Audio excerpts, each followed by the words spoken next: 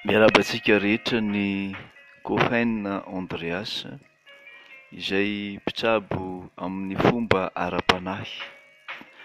Androany sika dia hiresaka mahakasika ny tontolon'ny vintana sy ny fahombiazana ara-bola. Maro ny efa mangataka an'izany tontolon'ny vintana sy ny fahombiazana ara-bola izany. Inona ny fifamatorana mifamatotra ve ny vintana sy ny fahombiazana ara-bola eo amin'ny fiainana amin'ny maha-olombelona zany. Dia ankehitriny maro dia maro ilay fanontaniana mahakasika an'izay ka ho fehezoko amina valiteny izay fohy sady tsotra no mazava ilay izy. Inona moa no atao hoe vintana aloha zany iandohan'ny zavatra rehetra izay ho resahantsika eto e. Ny atao hoe vintana dia hery izay nomen'ilay mpahary antsika teo am-pahaterahana no atao hoe vintana, ary manana ny hasiny, manana ny fombany, manana ny fadiny sy manana ny mombamomba azy rehetra, mamaritra ny toetran'ny olona sy ny fiainan'ny olona ary mitondra tanteraka ny fiainan'ny olona mandritra ny andro pahaterahany ka hatramin'ny androm-pahavelomany rehetra izany vintana izany. Izay aloha zany ny voalohany indrindra famaritana an'ilay atao hoe vintana omeko. Tsy dia anisan'ny tena hoe mahavita manazava tanteraka an'ilay atao hoe vintana izay teny fohy nambarako izay. Maro ianareo no milaza hoe misy ve ny olona ratsy vintana? Tsy dia misy loatra tompoko ny vintan-dratsy satria ilay mpahary tsy nanome antsika vintana ratsy, tsy nanao zavatra ratsy, fa ny zavatra rehetra izay nataon'ilay mpahary dia misy lafitsarany ary misy lafiratsiny avokoa, ary misy antony avokoa nanaovany an'izany lafiratsiny sy lafitsarany izany, mba hisiany ny fifandanjan'ny hery ety ambany masoandro, mba hisiany filaminana sy ny fitondran-javatra. Ao anatin'izany misy ny olona izay manana ny vintana manana ny vintana izany hoe miarina izany tsara vintana ny olona anankiray amin'ny lafiny ara-bola. Mahatonga an'izay dia efa izay mihitsy ny toetran'ilay vintana aloha hatrany am-piandohana.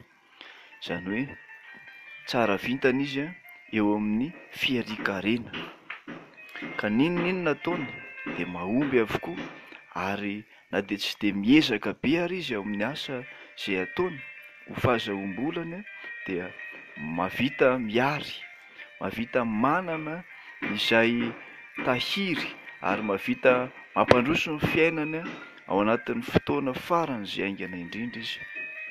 Io zany ny olona anisan'ny tena tsara vintana ara-bola indrindra, ny olona izay manana an'izay toetra izay.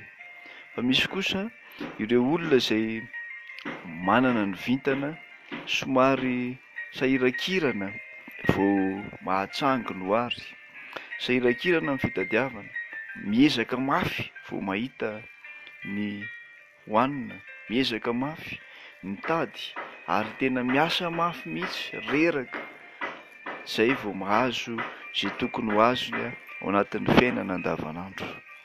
Fa maninona ary no misy izany rehetra izany?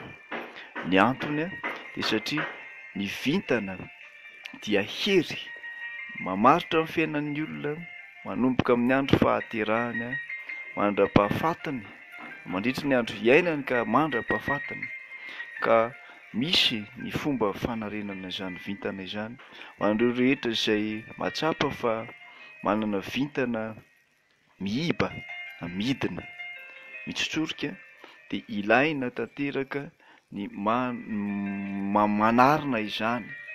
Indraindray mety misy blocage ao anatin'ilay vintana, misy blocage efa ara-boajanahary mihitsy mipetraka ao anatin'ilay vintana, izany hoe efa azony teo am-pahaterahana. Misy ny blocage tamin'ny fotoan'andro izay ny ainany ka nisy ny olona nametraka an'le blocage, zany ihany koa zavatra misy satria misy olona dia miezaka ny misompatra fotsiny ihany ety ambany masoandro ety. Ao anatin'izay nefany misy hatrany ny fomba azontsika anarenana izany. Izay indrindra no antony nijoroany ny Cohen Andreas amin'ny fanarenana ny vintan'ny olona fa n'inona olana izay sedrain'ny olona eo amin'ny fiainany andavanandro, eo amin'ny zava-misy rehetra izay iainany ety ambany masoandro ety, entiny hanefana ny adidiny izay nomen'Andriamanitra azy eto amin'ity tany fandalovana ity, dia afaka manampy ny olona rehetra amin'ny fomba ara-panahy. Ny tenako izay miresaka aminareo izao, raha misy ny fanontaniana avy aminareo, averiko ihany izay isaky ny mametraka izao vidéo sahala amin'izao ahako, raha misy ny fanontaniana avy aminareo dia raisiko soamantsara ary hodiniako tsirairay le fanontaniana dia atambatro ny valiny amin'ny alalana vidéo sahala amin'izao ihany. Maro aminareo nefa nisy manontany, ny blocage ve tompoko avy amina olombelona izay namosavy sa avy amina fanahy izay manelingelina, na ihany koa hoe avy amina vintana zany. De efa izay zany no valiteny izay nentiko nandaminana anazy. Misy ny vintana mila fanarenana mihitsy hatrany am-piandohana. Iny zany le blocage voajanahary satria efa hatrany am-pahaterahana no nanovozany azy, no nitondrany azy, ny ainany azy. Misy kosa nefany ilay blocage izay efa miaina izy, miaina, mety ho tsara vintana, tena tsara vintana izy. De misy ny olona misavika vintana. Ahoana moa zany hoe misavika vintana zany? Mahay maka ny vintana tsara ny olona anankiray io ho anazy, saviany mba ahasoa ny fiainany. Ary ao anatin'izay dia ny olona voasavika ao anatin'izay sendra n'ilay atao hoe blocage. Zay zavatra izay zany ilaina, tena ilaina ny manarina sy mijabo azy. Ka eny ary efa indro ny laharana tarobia izay apetrako ahafahanareo miantso amin'ny vantana, maka rendez-vous, maka ny andinindininy rehetra mahakasika izany. Apetrako misy ny sarany consultation, dia misy ny sarany famahana ny olana tsirairay avy, ka ao isika miresaka, ao isika mandamina ny zavatra rehetrarehetra izay ilaina ho fanasoavana anareo tsirairay avy, ho fanasoavana ny fiarahamonina, fa ny Cohen Andreas dia manasoa ny mpiara-belona aminy. N'aiza n'aiza misy ianao dia afaka atao à distance ny fitsaboana, ny famahana olana raha toa ka alavitra ianao. Eny fa na dia any an-dafindrika rehetra any aza, fa maro ianareo any an-dafindrika any mihazakazaka manao ny à distance, miresaka amiko amin'ny WhatsApp, miresaka amiko amin'ny Messenger, amin'ny alalan'ny appel vidéo, mifandaharitsika. Eny misaotra anareo amin'ny fatokisana, dia misaotra anareo ihany koa amin'ny fiaraha-miasa, fa ny Cohen Andreas dia mijoro hatrany ho fanasoavana ny olombelona rehetra izay mpiara-belona aminy ety ambany masoandro. Dia misaotra tompoko lahy, mankasitraka tompoko vavy, soavatsara samy ho ten'Andriamanitra avy.